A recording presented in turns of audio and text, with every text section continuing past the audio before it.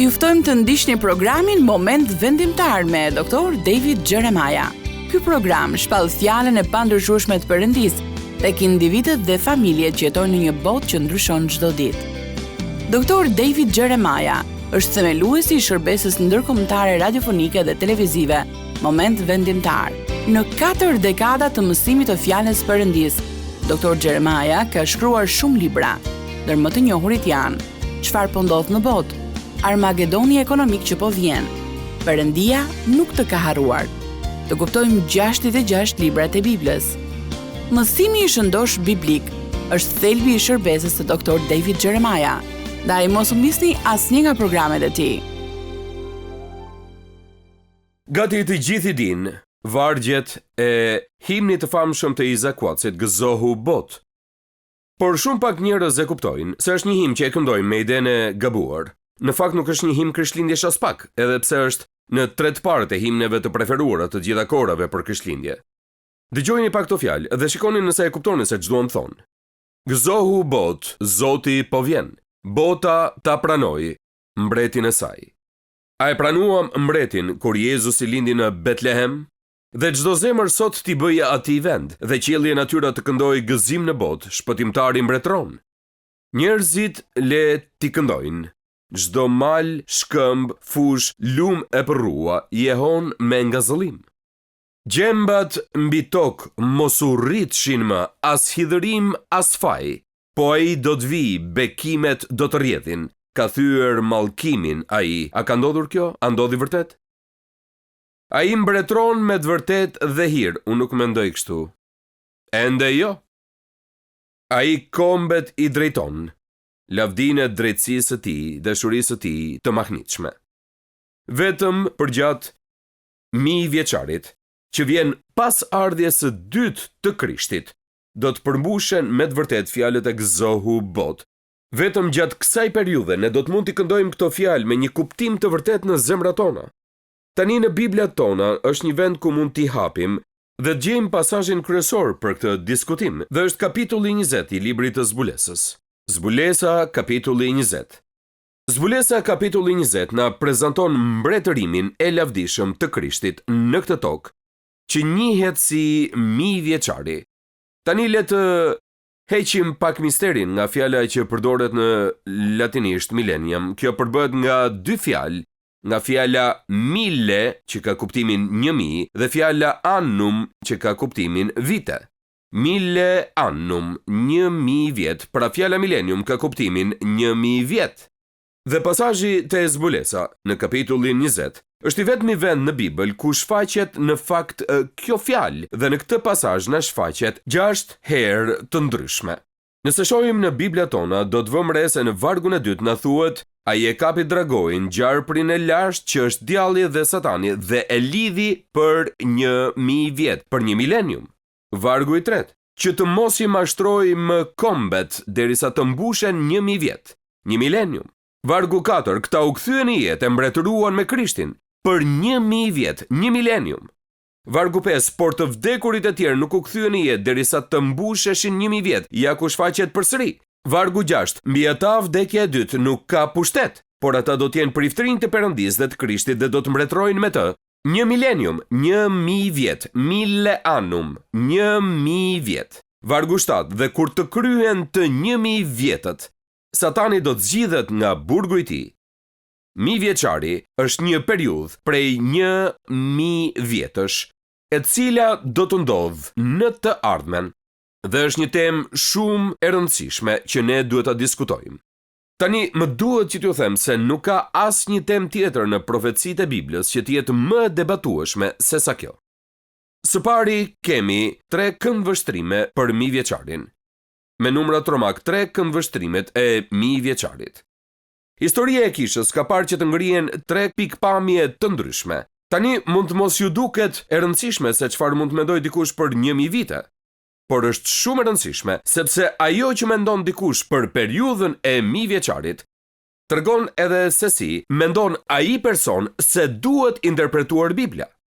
Dhe këtë do të shohim pas disa qastesh. Së pari, janë disa njerëz që referohen vetes si post milenialist. Tani nuk po përpiqem që të futem thellë në teologji sot, dhe as nuk kam shkuar që të rilexoj leksionet e mia të seminarit, por duhet i kuptoni këto terma që të mund të kuptoni se për çfarë kam fjalën.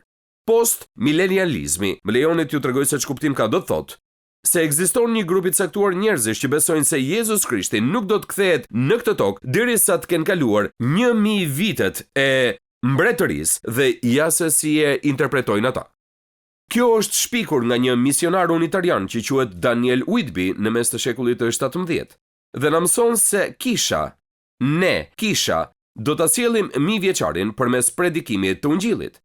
Sipas pikpamjes së tij, ndërkohë që gjithnjë e më shumë njerëz konvertohen në mbar botën, bota gradualisht do të pushtohet për Krishtin. Drejtësia e Perëndisë do të triumfojë mbi tokë dhe Jezus Krishti më në fund do të rikthehet në një botë utopike për të marrë fronin që u fitua për të përmes kishës së tij. Tani, kjo pikpamje lulëzoi derisa erdhi lufta e parë botërore. Në fund të luftës së parë, njerëzit filluan të dyshonin nëse kjo ishte e besueshme apo jo. Në luftën e parë botërore, motoja ishte ta bëjmë botën të sigurt për demokracinë. E po, post-milenializmi filloi të lëkundej paksa sepse u bë e qartë për çdo që bota nuk po bëhej gjithnjë më e mirë, që drejtësia nuk po triumfonte gjithnjë më shumë. Dhe kur erdhi lufta e dytë botërore, që do të jepte fund të gjitha luftrave botërore, post-milenializmi në thelb vdiq. Dhe ndaloi se qeni një aktor kryesor në skenë, edhe pse disi ka pasur një lloj ringjallje kohët e fundit në disa rrethana të çuditshme. Post-milenializmi, që thotë se bota do të bëhet gjithnjë më e mirë derisa në fund të jetë aq e mirë që të jetë një vend i përshtatshëm që Jezusi të rikthehet. A nuk jeni të lumtur që kjo nuk është e vërtetë, sepse shenjat nuk janë aq të mira, apo jo? Jezusi mund mos rikthehet kurrë kështu siç po ecim, nëse besojmë këtë. Pastaj kemi edhe një tjetër pikpamje që shpesh njerëzit e referohen si milenializmi. Dua që ta themi këtë së bashku. Milenializmi. Tani sa herë që vendosim shkronjën A përpara një fjale, e shfuqizojmë vlerën e fjalës. Prandaj milenializmi ka kuptimin jo 1000 vjeçar. Dhe janë disa njerëz që i marrin të gjitha pasazhet e Biblës që flasin për 1000 vjeçarin dhe thonë, këto janë në mënyrë figurative. Në vend të kësaj, kisha trashëgon të gjitha bekimet e 1000 vjeçarit që ju dhan Izraelit. Me fjalë të tjera, ngjarjet që janë te Zbulesa kapitulli 20 po ndodhin pikërisht tani. Kisha po mbretëron me Krishtin mbi botën, ne ndodhemi në 1000 vjeçar sipas milenializmit.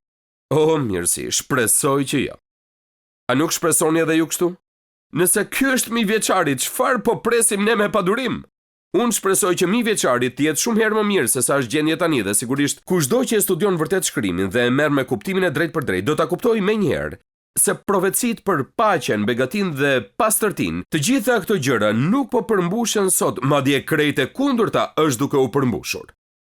Dhe problemi me milenializmin është se vetmja mënyrë për ta bërë të funksionojë është që t'i japësh natyrë shpirtërore dhe simbolike të gjitha shkrimeve të dhjatës vjetër. Sa po fillojmë që ta bëjmë këtë dhe të largohemi nga interpretimi drejt për drejt i Biblës, atëherë humbet kontrolli mbi çdo gjë dhe Bibla thot çdo gjë që duam ne që të thotë. Pastaj kemi edhe pikpamjen e tretë që unë besoj të jetë pikpamja që është e sakta. Dhe është ajo që e quajmë premilenializmi. Premilenializmi është më e vjetra nga të trija pikpamjet dhe beson dhe na mëson se Jezus Krishti do të kthehet fizikisht në këtë tokë. Ai do të imposhtë armiqtë e tij dhe do të ndodhë një betejë që do të bëhet në fund dhe pastaj ai do të vendosë mbretërinë e tij në këtë tokë dhe do të mbretërojë mbi tokë për 1000 vjet. Tani dua t'ju jap një lloj përshkrimi që të kuptoni si funksionon kjo. Bëni një vit të drejtë në një flet, dakord? Vetëm një vit të drejtë. Tani fillojmë këtu në anën time të majtë vijës dhe bëni 2 klapa të shkurtra, kaq të gjera. Në mes të klapave shkruani shkronjat TV, Testamenti i Vjetër. Pikërisht këtu fillon. Pastaj, pas klapave ku keni shkruar TV, vendosni një kryq, thjesht vizatoni një kryq. Kjo është një referencë për jetën e Krishtit, vdekjen e tij, varrimin dhe ringjalljen. Pas kryqit vendosni 2 klapa të tjera dhe në mes shkruani fjalën kisha. Thjesht shkruani kisha aty. Tani keni TV, kryqi dhe kisha. Pasi të vini në fund të klapave të kishës, dua që të vendosni një shigjet që tregon për lart dhe një shigjet që tregon për poshtë, të dyja takohen në mes. Sepse ajo që do të ndodhë në fund të epokës kishës është se kemi rrëmbimin, të vdekurit në Krishtin do të ringjallen dhe Krishti do të rikthehet dhe të gjithë ne që jemi të krishterë do të shkojmë në parajs. Pas këtyre 2 klapave të tjera shkruani 7 vjet brenda tyre. Ky është mundimi i madh. Në fund të mundimit të madh, në ato klapa të vogla vendosni një shigje tjetër që ishte drejtuar për poshtë. Kjo është ardhja e dytë kur Jezusi do të rikthehet për të mbretëruar në tokë. Pastaj bëni 2 klapa pak më të ngushta dhe shkruani brenda tyre 1000 vjet. Ky është 1000 vjeçari. Dhe pas 1000 vjeçarit do të vijë gjendja e përjetshme që ne e quajmë parajs. Tani nuk kam kohë që t'i shtjelloj gjitha këto përsëri, prandaj shpresoj t'i keni shënuar. Unë dua që të kuptoni se për çfarë po flasim këtu. Ne po flasim për një periudhë kohe pas mundimit të madh, kur Jezus Krishti do të rikthehet dhe ai do të mbretërojë me të vërtetë në këtë tokë. Dhe të gjitha premtimet e dhjatës së vjetër në lidhje me mbretërinë do të përmbushen në këtë periudhë kohore dhe ebrejtë e shpenguar do të jetojnë në tokën e tyre. 1000 vjeçari përfundon me rebelimin e fundit dhe toka e vjetër do të zvendësohet nga një qiell i ri dhe një tokë e re e transformuar. Kjo është pikpamja që gjendet në të gjitha shkrimet e etërve të parë të kishës dhe që besohet më gjërësisht nga ungjillorët sesa çdo pikpamje tjetër për 1000 vjeçarin. Pra kemi 3 pikpamje për 1000 vjeçarin. Tani dua t'ju tregoj 4 qëllimet e 1000 vjeçarit. Pse duhet kemi një 1000 vjeçar? Dikush mund thotë pse na duhet 1000 vjeçari, vetëm për të pasur diçka teologjike për të diskutuar? Jo. Është shumë e rëndësishme që të vijë një periudhë kohore si kjo në të ardhmen dhe për këtë unë dua t'ju jap vetëm disa arsye dhe do të lexoj disa pasazhe në shkrim. Dua t'ju them që të shohim shumë shpejt disa pasazhe. Prandaj nëse i shtjelloj shpejt, shikoni shpejt, dëgjoni shpejt dhe kuptoni shpejt. Në rregull. Jeni gati? Le të fillojmë. Arsye e parë për të shpërblyer popullin e Perëndis. Nevoja për kohën e 1000 vjeçarit është që të shpërblet populli i Perëndis. Kemi copzat premtimeve të Perëndis të shpërndara në gjithë Biblën, si në dhjatën e vjetër ashtu edhe në dhjatën e re, që e garantojnë popullin e Perëndis që do të marrë shpërblime për shërbesën me besnikëri. Për shembull, Isaia 40:10 thotë: ja e ka shpërblimin me vete dhe shpërblimi i tij e pararend, sepse biri i njeriu do të vinë në lavdinë e Atit të vet bashkë me engjëjt e tij. Kur do të ndodhë kjo? Te ardhja e dytë, në fund të periudhës mundimit të madh, menjëherë përpara 1000 vjeçarit. Dhe atëherë ai do të shpërblejë secilin sipas veprës së tij. Mateo 25:34. Atëherë mbreti do të thotë atyre që do të jenë të djathtën e tij: e jeni të bekuar të Atit tim, merrni në trashëgim mbretërinë që u bë gati për ju që nga krijimi i botës. Kolosianëve 3:24. Duke ditur se nga Zoti do të merrni shpërblimin e trashëgimisë, sepse ju i shërbeni Zotit. Zbulesa 22:12. Dhe ja unë vi shpejt dhe shpërblimi im është me mua për t'i dhënë gjithë secilit sipas veprave që ai ka bërë. Bibla na mëson se kur ne i shërbejmë Zotit këtu në tokë, si të krishterë, ne do të shpërblehemi kur të shkojmë në mbretëri me mundësinë për të shërbyer Zotit në një mënyrë të re dhe të veçantë. Në mesazhin e kaluar ne folëm për kurorat. Këtu na rikujton se një pjesë e shpërblimit ton do të jetë edhe mbretërimi dhe sundimi me Krishtin mbi këtë tokë dhe gjithë secili prej nesh do të ketë mundësinë që t'i shërbejë Zotit në bazë të besnikërisë me të cilën po i shërben pikërisht tani. Më shumë përgjegjësi do të jetë shpërblimi i tij. Mundësitë e shtuara do të jenë shpërblimi i tij. Aftësi, burime, mençuri dhe fuqi më të mëdha. Ne do të kemi mendje më të mprekta, trupa më të fortë, qëllime më të qarta dhe gëzim të pafund. Dhe ne do t'i shërbejmë Zotit për 1000 vjet në këtë tokë, kështu siç është tani. Mbretërimi dhe sundimi me të përfytyroni dot një mbretërim me drejtësi me të gjithë njerëzit e perëndishëm në çdo post drejtues që nuk do të zgjidhen për të qenë aty, por do të caktohen nga vetë mbreti Jezus. Wow, a nuk do të ishte fantastike? Thjesht përfytyroni pak. Pra, në mënyrë që të vijë një kohë kur këto shpërblime të bëhen në realitet, duhet të vijë periudha e 1000 vjeçarit. Në këtë kohë do të realizohen. Numri 2, duhet vijë 1000 vjeçari si përgjigje ndaj parashikimeve të profetëve. Profetët e dhjatës së vjetër e parashikuan një periudhë të tillë. Psalmi 72:11. Po gjithë mbretërit do të adhurojnë dhe gjithë kombet do t'i shërbejnë. Isaia 9:7 edhe një herë shpesh ky varg përcaktohet si një varg krishtlindjesh. Por vetëm një pjesë është varg krishtlindjesh, pjesa tjetër është varg për mbretërinë. Nuk do të ketë sosur rritja e perandorisë së tij dhe paqja mbi fronin e Davidit dhe në mbretërinë e tij për ta vendosur pa u tundur dhe për ta përforcuar me anë të mençurisë dhe drejtësisë tani dhe përjet. Këtë ka për të bërë zelli i Zotit të ushtrive. Pa mbretërinë, pa 1000 vjeçarin, asnjëra prej këtyre nuk mund të përmbushet. Të gjitha këto profeci thonë se do të vijë një ditë kur mbreti Jezus do të mbretërojë në këtë tokë kështu siç është tani, me shenjtorët e tij që bashkë qeverisin me të, dhe do të jetë një kohë mbretërimi me drejtësi dhe paqe që do të zgjas për 10 shekuj, për 1000 vjeçar. Pse duhet të ekzistojë një mbretëri toksore? Sepse Krishti do të rikthehet dhe do të triumfojë pikërisht në tokën që Në dukje ai u mund nga armiku i tij dhe u refuzua nga sunimtarët e botës. Tani mbani mend se ai erdhi në shtëpinë e vet dhe të vetët nuk e pranuan. Ai do të rikthehet në të njëjtën tokë ku ai u refuzua, edhe këtë herë nuk do të ketë më refuzim. Por kur ai të rikthehet për të mbretëruar mbi këtë botë me drejtësi, më në fund ai do të marrë trashëgiminë e tij dhe do të jetë mbreti që ka shpresuar kushdo se ai do të ishte kur erdhi për herën e parë. Ai u kujtohet kur Jezusi erdhi në Betlehem dhe ai filloi shërbesën dhe dishepujt e tij në një farë mënyre filluan ta kuptonin se kush ishte ai. Ata donin që të dinin se mbretëria do të vinte atëherë. Atyre nuk u interesonte shumë që Krishti të ishte sundimtari i botës, ata donin të shpëtonin nga romakët.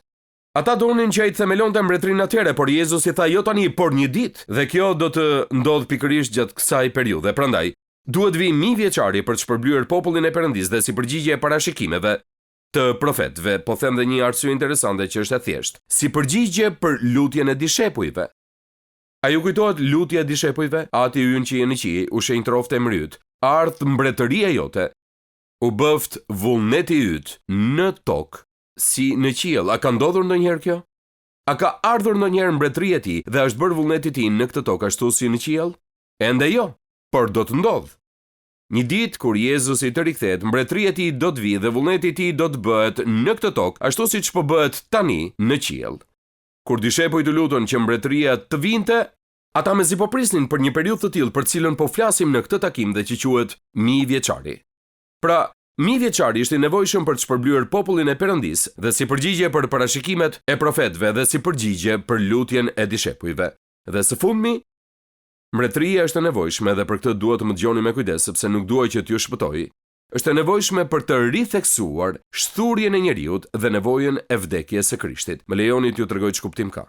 Biblia na thotë se në fund të periudhës prej 1000 vjetësh kur Jezusi t'i duke drejtuar gjithë botën, Satani, nëse ju kujtohet, është i lidhur për 1000 vjet. A ju kujtohet që keni lexuar te zbulesa, Satani është i lidhur për 1000 vjet. Ai është i paralizuar. Por nëse lexoni pasazhin, na thuhet se në fund të 1000 vjeçarit, ai do të lirohet dhe do të ndodhë edhe një rebelim i fundit. Mund të thoni po nga do të vi pa perëndishmëria, po në 1000 vjeçar do të shkojnë vetëm njerëzit e perëndishëm, por ata do të bëjnë fëmijë. Sa për ju shedin se drejtësia nuk është e trashëgueshme? Sa për ju shedin se Perëndia nuk ka nipër? Ai ka vetëm fëmijë. Prandaj fëmijët që do të lindin nga njerëzit e drejtë në 1000 vjeçar, disa prej tyre do të bëhen të padrejtë dhe në fund të periudhës së 1000 vjeçarit, pavarësisht nga gjithçka që ka ndodhur gjatë mbretërimit të Krishtit në këtë tokë, pavarësisht gjithë drejtësisë që është bërë ligj, në fund të periudhës së 1000 vjeçarit do të ndodhë një rebelim i fundit kundër Perëndisë. Çfarë na thot kjo? Kjo na thot se problemi ynë nuk është mjedisi ku jetojmë. Amen. A ju ka thënë dikush ndonjëherë se problemi që kemi me botën tonë është mjedisi? Nëse do të mund t'i edukonim të gjithë, t'i drejtonim që të gjithë dhe të ndryshonim mjedisin, gjithë secili do të ishte më mirë. Më duhet ju them diçka, Perëndia vendosi 2 njerëz në një kopsht të përsosur dhe ata u rebeluan. Dhe në fund të botës ai do të mbretërojë mbi botën për 1000 vjet me paqe dhe drejtësi dhe pastaj në fund do të ndodhë një rebelim. Pse? Sepse zemra e njeriut është e keqe dhe nuk është problemi te mjedisi, është një problem i natyrës sonë që ne kemi trashëguar nga Adami, kur ai mëkatoi kundër Perëndisë së plotfuqishëm. Në rregull. Ne pam 3 pikpamjet për 1000 vjeçarin, 4 qëllimet e 1000 vjeçarit, kurse tani duhet vërtet që të kalojmë tek 5 profilet e 1000 vjeçarit. Si do të jetë vërtet në këtë tokë dhe vetëm një gjë që mund të bëj për këtë është ju tregoj se çfarë na thot shkrimi. Si do të jetë? A mund ta përfytyrojmë me gjithë fantazinë tonë se si do të jetë në këtë tokë nëse do të hiqet gjithë mëkati? Nëse do të hiqet gjithë rebelimi, nëse do të hiqet gjithë padrejtësia nga bota siç ne e njohim sot. Së pari do të jetë një kohë me paqe madhështore. Një kohë me paqe madhështore. Ky është i pari i parë. Vetëm atëherë do të mund të përmbushet mesazhi që engjëlli u dha barinjve atë natë jashtë Betlehemit, paqe mbi tokë, njerëzve mbi cilët qëndron mirëdashja e tij. Që gjithë po pyesin, a është e mundur kjo? Jo këtu, jo tani. Jo derisa Jezusi të vijë dhe të vendos mbretërimin e tij mbi këtë tokë. Pastaj do të jetë një kohë mirëqenieje. Të gjithë duan mirëqenien, të paktën këtë kam vënë re duke parë televizorin. Të gjithë duan mirëqenien. Po kjo do të jetë një kohë mirëqenie siç nuk mund ta përfityroni dot. Edhe një herë le të dëgjojmë fjalën e Perëndisë. Ezekieli 34, 26 dhe 27. Dhe do t'ua bëj të bekuara vendet rreth kodrësime, do të bëj të bjerë shiu në kohën e duhur, dhe do t'jenë shira bekimi, druri i fushës do t'jap frytin e tij, dhe toka do t'jap prodhimet e saj, Ato do të jenë të sigurta në tokën e tyre dhe do të pranojnë që unë jam Zoti kur do të këpus shufrat e zgjedhjes së tyre dhe do t'i çliroj nga dora e tyre që i mbanin në skllavëri. Mijëvjeçari do të jetë një kohë me paqe, një kohë me mirëqenie të pabesueshme. Pastaj do të jetë një kohë pastërtie. Mëkati do të jetë në kontroll dhe mosbindja do të zhduket. Mbretëria e Krishtit do të jetë një mbretëri e shenjtë. Isaia 11:9 nuk do të bëhet asnjë e keq, asnjë shkatrim mbi tërë malin tim të shenjtë, sepse vendi do të mbushet me njohurinë e Zotit, ashtu si ujërat mbulojnë detin. Do të jetë një kohë me paqe, do të jetë një kohë me mirëqenie, do të jetë një kohë me pastërti. Tani duhet t'ju them diçka që më pëlqen, do të jetë një kohë me jetë të gjatë. Po pra, me jetë të gjatë. Njerëzit do të jetojnë më gjatë, por në mijëvjeçar, të cilin mazi po e presim dhe që po diskutojmë në mesazhin e sotëm, çdo gjë që ndodhi përpara përmbytjes në lidhje me jetëgjatësinë e njeriut do të rikthehet sërish. Më lejoni t'ju tregoj një varg që është fantastik. Isaia 65:20. Nuk do të ketë më asnjë fëmijë që të jetojë vetëm pak ditë, as plak që nuk plotson ditët e tij, sepse i riu do të vdes 100 vjeç. Tani kuptojeni frazën e fundit. Nëse do të vdisnit 100 vjeç, atëherë do të thonin për ju ishte vetëse një fëmijë. Të gjithë ju që jeni gati 100 vjeç tani, a nuk ju bën të ndjeni më mirë?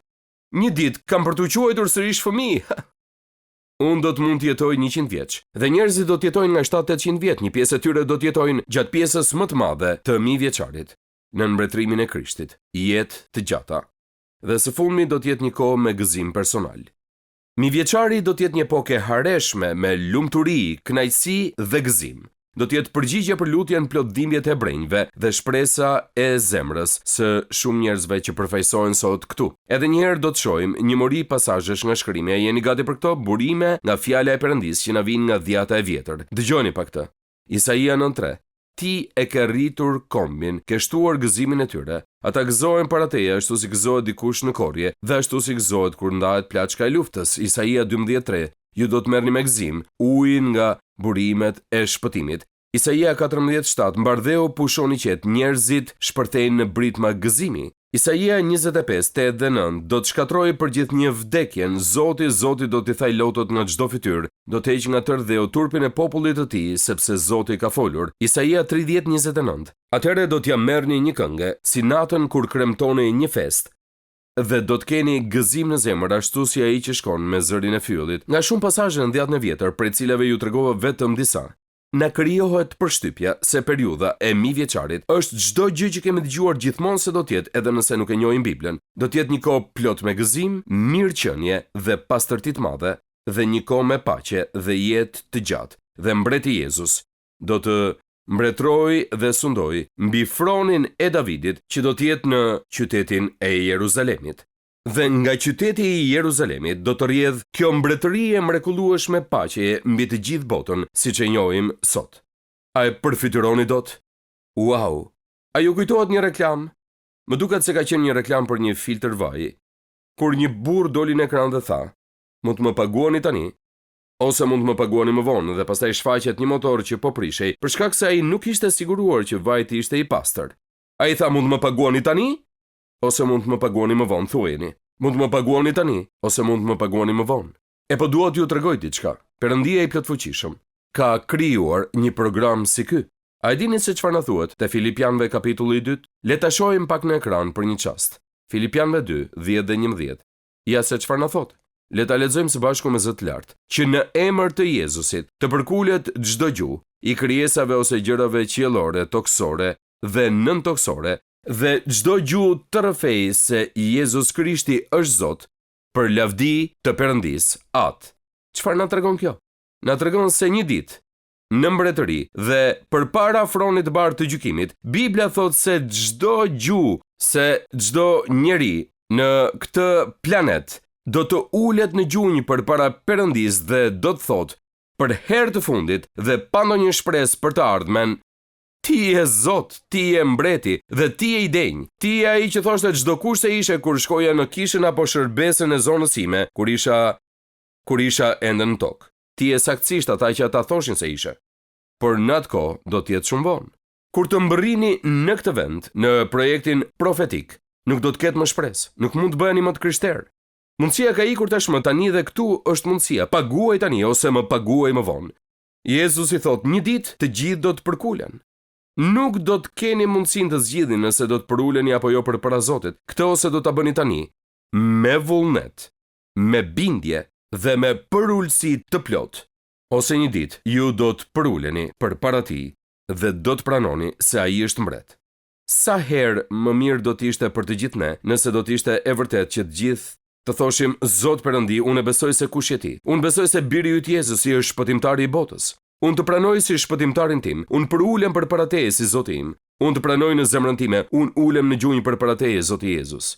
Nëse e bëni këtë tani, nuk do t'ju duhet që detyroni ta bëni këtë më vonë, sepse do të jetë gjëja më e natyrshme dhe normale e jetës suaj që ta doni, ta adhuroni dhe ta admironi atë. Faleminderit që ishit me mua sot në moment vendimtar. Sa më shumë që studiojmë fjalën e Perëndis, aq më shumë e kuptojmë që Perëndia ynë i dashur dëshiron të ketë një marrëdhënie personale me gjithë secilin prej nesh. Nëse do të donit që të fillonet një marrëdhënie me të, hapi i parë është që të pendoheni për mëkatin tuaj dhe t'i kërkoni Jezus Krishtit që të bëhet Zoti dhe shpëtimtari juaj. Sapo ta merrni këtë vendim për të pranuar dhuratën falas të shpëtimit të Perëndis, do të fillojë udhëtimi juaj me Perëndin si një krijesë e re në Krishtin. Pra, nëse sot e keni marrë këtë hap besimi, ju inkurajoj që të ndani vendimin tuaj me të krishterë të tjerë në një shërbes të besueshme apo në një kishë të zonës, dhe që të vazhdoni të rriteni në besimin e sapo gjetur. Perëndia ju bekoft teksa filloni ecjen tuaj me të. Pres me padurim që të shihemi herën tjetër, këtu në Moment Vendimtar. Ndoqët programin Moment Vendimtar me Dr. David Jeremiah. Rikthehemi sërish tek ju javën e ardhshme me një tjetër mesazh për fuqinë e jashtëzakonshme të fjalës së Perëndis, që ndryshon jetën tona përgjithmonë. Deri atëherë, miru dëgjofshim.